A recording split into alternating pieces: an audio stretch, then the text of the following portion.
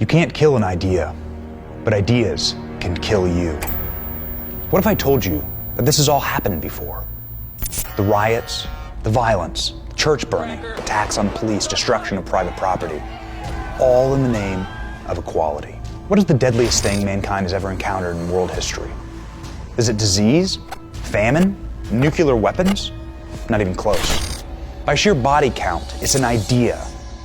This is the story of the deadliest virus in the world, communism.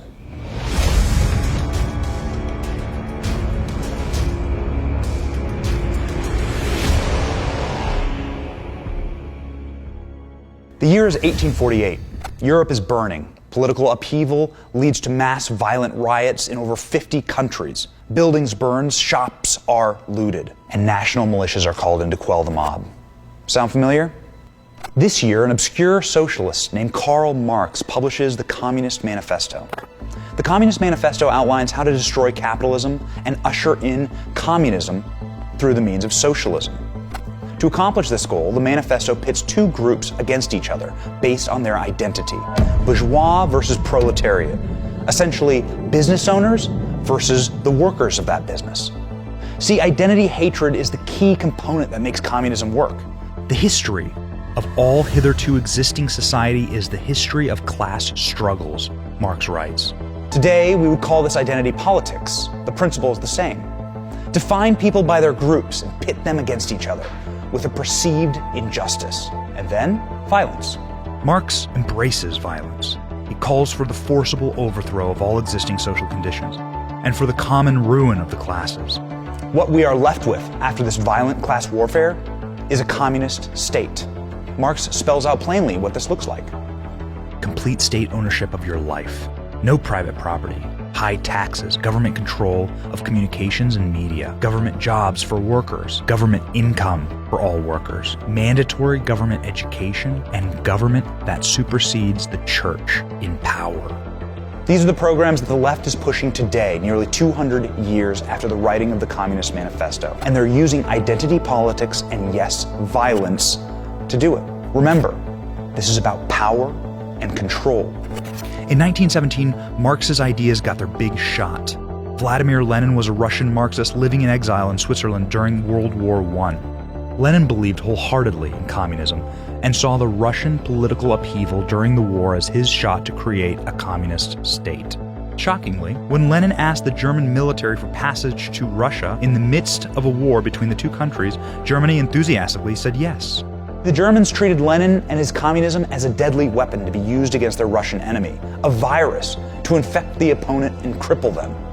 The Germans agreed to transport Lenin across the front lines into Russia, but only via a sealed train, so Lenin and his virus could not break out into Germany. Unleashing the deadly weapon of communism on the Russian people was a horrifically effective tactic. As soon as Lenin arrived in Russia, he began to employ identity politics and social justice as a potent tool in his civil war. Lenin told his armed revolutionaries in 1918, "Comrade, hang, and I mean hang so that the people can see, not less than 100 known rich men. Do this so that for hundreds of miles around the people can see, tremble, know, and cry. They are killing and will go on killing." Lenin won using identity politics to pit groups against each other, incite violence, create anarchy, and then the virus took hold. Private property and businesses were immediately dissolved. Freedom of speech eliminated. Individual freedoms crushed. Economic collapse. Famine. Starvation. Secret police raids. Millions of Russians sent to concentration camps. More people were sent to concentration camps in communist Russia than in Nazi Germany. In spite of practiced horrors in Russia, communism spread, and always by force. Eastern Europe, China, Vietnam, Cambodia, North Korea, Cuba, and parts of Africa fell to communist revolutions and dictators.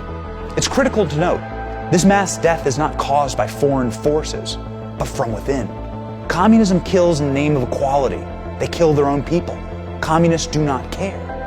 They are indifferent to the suffering. Man-made famines and mass starvation in concentration camps are the norm, the cost of social justice. The death toll numbers under communism are staggering. Eastern Europe, 1 million. Vietnam, 1 million. Afghanistan, 1.5 million. Africa, 1.7 million. North Korea, 2 million. Cambodia, 2 million. Soviet Russia, 20 million people. But nowhere is the genocidal, sociopathic bloodlust of communism more evident than the dark history of communist China. China became a communist state in 1949 after a bloody, prolonged civil war led by Mao Zedong. After becoming a communist dictator, Mao joked about the killing of business owners in his own country. 30 million people. We have so many people. We can afford to lose a few. Mao's attempt to industrialize China, known as the Great Leap Forward, murdered more than 45 million people in a few short years, many simply from starvation. A total of 65 million Chinese nationals were murdered under Mao's communism. Mao kept power in spite of the genocide. Communists never give up power, ever. They don't have to. The state is God and you are nothing.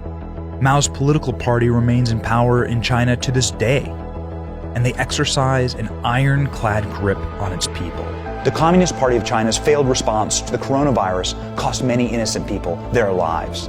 The virus outbreak, most likely from incompetent management of their own viral labs, was made exponentially worse by the communist regime's inability to admit wrongdoing and warn the rest of the world. These actions directly led to the global spread of the deadly virus, resulting in the deaths of tens of thousands of Americans. But as always, with communism, the worst is yet to come. Many of the organized leftists torching American cities are Marxists. They admit it, they say so, and they are practicing the tenets of communism to the letter. We are trained Marxists. We are super versed on sort of ideological theories. Use identity and class division to destroy private property in the name of justice. Demonize capitalists. Publicly persecute those who disagree with you. Incite violence and seize power and control. In 1932, Stalinist-backed communists in Germany formed a group to violently clash with police, terrorize the public, and physically assault their political enemies in the street. The name of that group? Antifasciste Aktion, Antifa. This was their symbol. Their tactics have now moved to our streets, and so have their motivations. Vladimir Lenin and Karl Marx both agreed. The goal of socialism is communism. Power and control.